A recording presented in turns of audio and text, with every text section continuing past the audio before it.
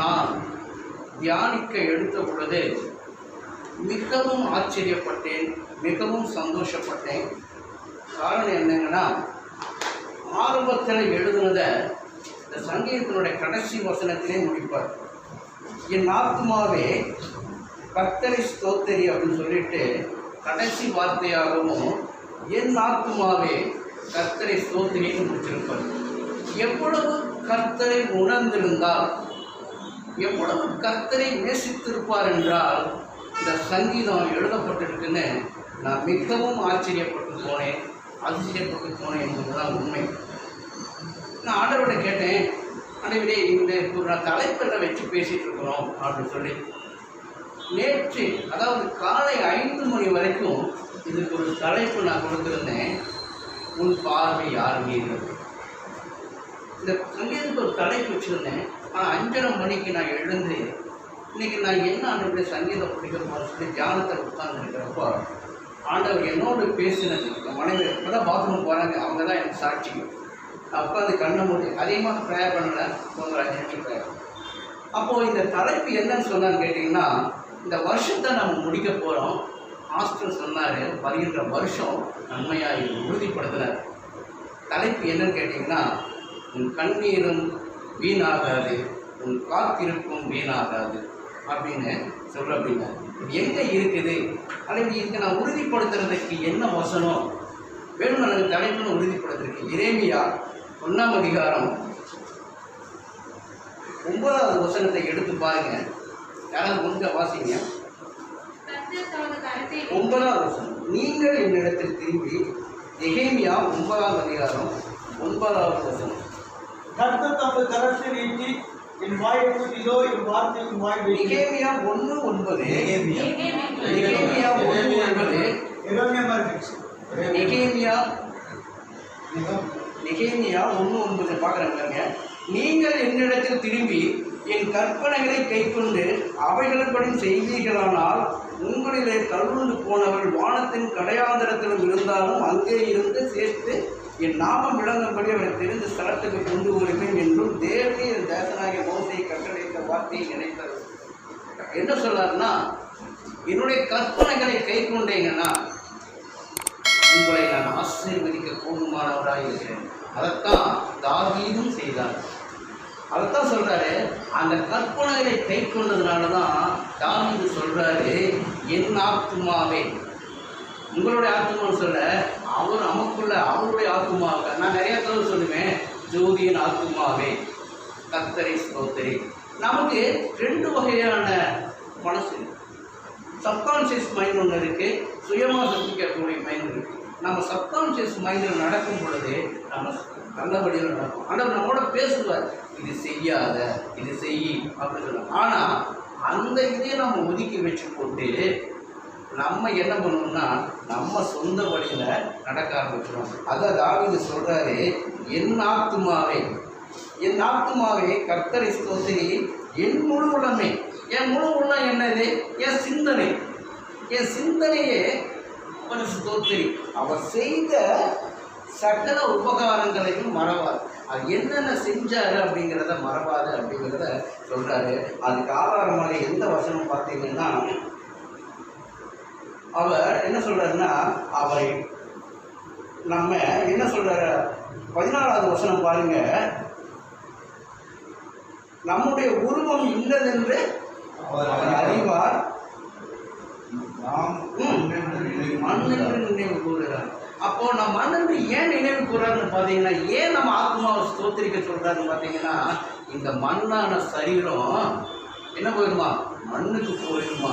என் ஆத்துமா தான் எங்கே போகுமா? என் ஆண்டவருக்கு முன்னாடி நிற்குமா. அன்று அந்த ஆத்துமா தான் சொல்லுமா. அதனால என் ஆத்துமாவே கர்த்தரை ஸ்தோத்திரி. இந்த மண்ணான சரீரம் மண்ணுக்கு போயிடும். ஆகவே என் ஆத்துமாவை கர்த்தரை ஸ்தோத்திரின்னு அழகாக சொல்லுகிறத பார்க்க முடியும். அது மட்டும் இல்லைங்க, அவர் சொல்றாருங்க, இது நீ அப்படி செஞ்சேன்னா என்ன ஆகும்னா, நன்மையினால் உன் வாயை திருப்தி ஆக்குகிறாராமா. கழுகுக்கு சமானமாய் உன் வயது வாழ வயது போல திரும்பும் அப்படின்னு சொல்ல. இந்த வான வயது அப்படிங்கிறத நான் என்ன ஆண்டவரே அப்படின்னு கேட்குறப்போ சொல்கிறாரு. கேட்டப்போ ஆபிரகாமை பார்த்து என்ன சொன்னார்? 99 வயசில் குமாரன். எல்லாமே முடிஞ்சு போச்சுங்க. சுபாவம் எல்லாமே முடிஞ்சு போச்சு. அப்போ தான் சொல்கிறாரு, குமாரன் சொல்லு. கழுகு போனவன் பார்த்தோம், கழுகு என்ன பண்ணுமா? தன் சட்டைகளை எல்லாம் பிடிச்சி போட்டுட்டு உட்கார்ந்துட்டு இருக்குமா. கடைசியில் புது சட்டைகள் இருக்காங்க, அதை நம்ம ராஜாளி என்று சொல்லுகிறோம். அப்போது என்ன சொல்கிறாரு பாருங்க, நன்மை நான் உன் வாயை திருப்தியாக்குவேன். நீ நன்மை சொல்ல சொல்ல சொல்ல வயது திரும்பவும் சொல்ல. ஆபிரகாமை பார்த்து சொன்னார். ஆபிரகாம் சொன்னார், ஆபிரகாம் என்று அழைக்கப்பட மாட்டாய், ஆபிரகாம் என்று அழைக்கப்படுவாய் என்று சொன்னதை பார்க்க முடியும். ஆபிரகாம் என்றால் அநேக ஜாதிகளுக்கு தகவல். சாராயும் அப்படித்தான் அழைத்தாரு. அப்போ ஆபிரகாம் போய் வெளியே சொல்லியிருப்பான், ஐயா என் பேர் இனிமேல் என்ன ஆபிரகாம் இல்ல, ஆபிரகாம். அவன் சொல்லியிருப்பானு என்ன சொல்லியிருப்பானுங்க? அவனுக்கு இங்கே ஒரு குழந்தைக்கு தகப்பனே இல்லை, பெத்து பையனா இருக்க. ஆனா என்ன சொல்ற? அநேக ஜாதிகளுக்கு தகப்பன் சொல்ற. இவன் சொல்ல சொல்ல இவனோட உடம்புல ஒரு பெரிய மாற்றத்தை ஏற்பட்டுச்சு. நானும் சொல்கிறேங்க, நான் கடங்காரன் என் வாழ்க்கை முழுவதும் சொல்லிகிட்டே இருந்தேன். கடங்காரனே உட்காந்துட்டு. ஆனால் நான் சொன்னேன், இல்லை ஆண்டவரே, ஆபிரகாம் மட்டும் சொன்னீங்கல்ல, அந்த வார்த்தையை நான் திருப்பி சொன்னேன். கடங்காரன் இல்லை, நான் என்னவரே ஐஸ்வர்யமா அப்படின்னா என் வாழ்க்கையில் ஒரு மாற்றத்தை பார்க்குறேங்க. எப்படி கடனை கட்டுறது? ஒரு சின்ன எளியா சொல்லுவார், பாரு சின்னதாக ஒரு மேகம் தெரியும், அந்த மாதிரி சின்னதாக ஒரு வாழ்க்கையோட வந்திருக்கு அப்படிங்கிறத நம்ம நினைக்கணும். எப்போ நமக்குள்ள ஒரு புத்துணர்வு ஏற்படும் பொழுது நான் அந்த கடனை கட்டிடுவேன், நானும் வாழ்ந்து பாசம் சொன்னார். அப்படி இந்த ஆராதனை சொன்னார். என்ன சொன்னார்? வர்ற வருஷத்தில் நம்ம என்ன பண்ணுவோம்? வீடு வாங்கிடுவோம். அந்த நம்பிக்கை இருந்தால் மாத்திரமே, கர்த்தர் மேல் நம்பிக்கை இருந்தால் மாத்திரம்தான் நம்ம என்ன பண்ண முடியும்? பெற்றுக்கொள்ள முடியும் அப்படிங்கிறத சொல்ல முடியும். நம்ம இதுவரைக்கும் நம்ம எப்படி பார்த்துட்டு இருக்கோம் பாருங்க. தாவீதை பற்றி தான் பேசிகிட்டு இருந்தேன், ஆபிரகாமை பற்றி தான் பேசிகிட்டு இருக்கிறோம். ஆண்டவர் இன்னொன்று சொன்னார், மகனே போய் சொல்லு, நீங்கள் யாரை பற்றி பேசிகிட்டு இருக்கிறீங்க அப்படின்னாரு. தாவீதை குறித்து தானே பேசிகிட்டு இருக்கிற. நான் மாஸ்டர் அடிக்கடி பேசுவேன், தாவீதை பற்றி நிறைய பேசுவேன், தாவீது செய்த நன்மைகளை பற்றி பேசிகிட்டு இருப்பேன், ஆபிரகாம் செய்த நன்மைகளை சொல்லிட்டு இருப்பேன். உன்னோட பார்வை யாருமே தாவீது இருக்கா, ஆபிரகாம் இருக்கா? தாவீதுக்கு செய்த தேவன் மேலும் பார்வை எங்க போச்சுன்னு கேட்டார். ஏன் என் மேல பார்வை இல்லை? தாவீதுக்கு செய்த நான், ஆபிரகாமுக்கு செய்த நான், யோசேப்புக்கு செய்த நான், ஏன் உனக்கு நான் செய்ய மாட்டேனா? நம்பிக்கை எங்க போச்சு? அப்போதான் சொன்னாரு. அதனாலதான் தாவீது எழுதுனான், என் ஆத்துமாவே. அவன் என்ன நம்புனான்? என்ன நோக்கி பார்த்தான்? யார் தாவீது யாரை பார்த்தான்? என்ன நோக்கி பார்த்தான்? என்னை நோக்கி பார்த்தா என்றால் உன் ஆத்துமாவுக்கு சொல்வாய் என்றால் உன் ஆத்துமா வாழ்வது போல நீயும் வாழ்வு சுதுக்கிருப்பாய் என்று இந்த கலகல சொல்றார். சொன்னார். இதே இது நம்ம பாஸ்போர்ட்டை பேசுகிறப்ப சொன்னார். அப்படின்னு சொல்லுவார். ஒருத்தர் சொல்லுவான், என்ன சொன்னான்? என் ஆத்துமாவே சேர்த்து வச்சிருக்கிறேன், ருசித்து குடித்து இழைப்பாரு. அவனை மாதிரி இல்லை, இப்படி பேச. உன் ஆத்துமா வாழ்வு நீ சுகமாக இருக்கும்னா உன் சிந்தனை எல்லாம் என் மீது இருக்கும் என்றார். நான் உன்னை ஆசீர்வதிக்க போதுமானவராக இருக்கிறேன் என்று இந்த சங்கீதத்தில் சொல்கிறேன். 18வது வசனத்தை படித்து பாருங்க. அவருடைய உடன்படிக்கையை கை கொண்டு அவருடைய கட்டளைகளை படி செய்கிறவன் மேலே உள்ளதான். அது என்னையா மேலே உள்ளச்சு அப்படின்னு நான் கேட்குறப்ப அவங்க சொன்னார். 14ஆம் வசனம் படிங்க. சரி, 11ஆம் வசனம். அவருடைய கட்டளைகளை கை கொண்டால் பூமிக்கும் வானத்துக்கும் உயரம் எவ்வளவோ இருக்கிறதோ அவ்வளவு பயன்கள் மேல் அவருடைய கிருபை இருக்கிறதுன்னு சொல்றாரு. அழகா சொல்றாரு பாருங்க. அவருடைய உடன்படிக்கையை கை கொண்டால் 11ஆம் வசனத்தில் சொல்றாரு. ஆன்சர் என்னன்னா, பூமிக்கும் வானத்துக்கும் எவ்வளவு தூரமாக இருக்கிறதோ, சரி, பூமிக்கும் உயரமாக இருக்கிற அவ்வளவு பயப்படுகிறவர்களுக்கு கிருபை இருக்கும். அவருக்கு பயந்தோம்னா கிருபை எப்படி இருக்குன்னு அழகா சங்கீதக்காரன் சொல்லுகிறான். அதே அடுத்த வசனம் சொல்றத பாருங்க. மேற்குக்கும் கிழக்குக்கும் எவ்வளவு தூரமோ அவ்வளவு தூரமாய் நம் பாவங்களை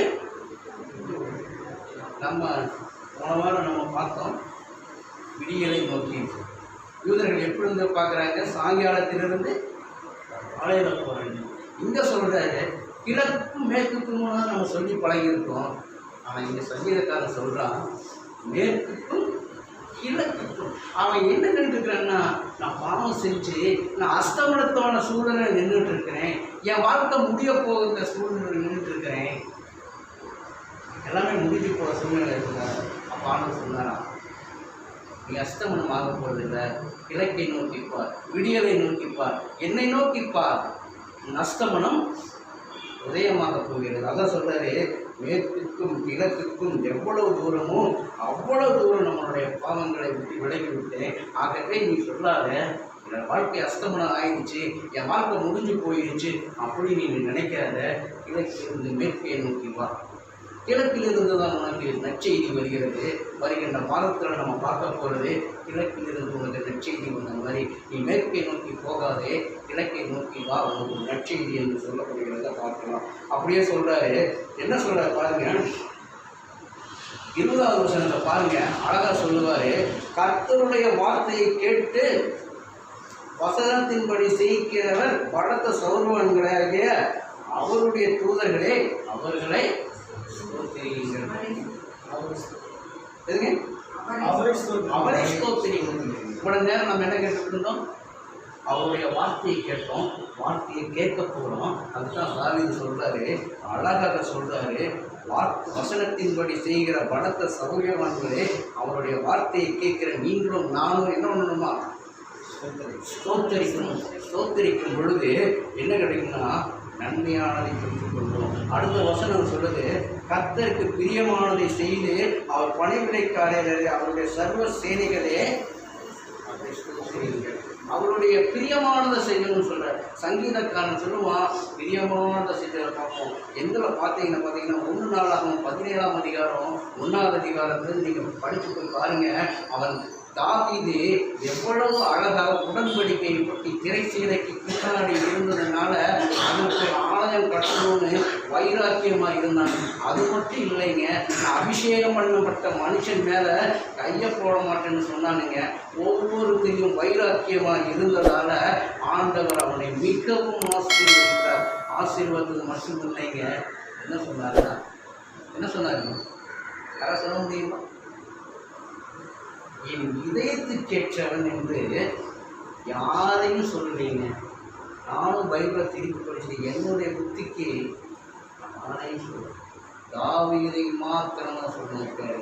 அதுதான் சொல்றாரு, அவருக்கு பிரியமானதை செய்து அவருடைய பணிவிடைக்காரராக இருக்கிற நம்மளை பார்த்து தான் சொல்றாரு. இன்னைக்கு சர்வ சேனைகளையும் இந்த சர்வ சேனைகளை பார்த்து நம்ம உட்கார்ந்துக்கிற சர்வ சேனைகளை பார்த்து ஆண்டவர் சொல்றாரு, கர்த்தரை ஸ்தோத்திரியுங்கள், எக்காலமும் வாயின் வார்த்தை வாயில் இருக்கட்டும் என்று சொல்கிறார். ஆகவே தாவீது சொன்னதைப் போல என் ஆத்மாவே கர்த்தரை ஸ்தோத்திரி என்று சொல்லுவோமாக. கர்த்தர் தாமே இந்த வார்த்தையை ஆசீர்வதிப்பாராக. நன்றி.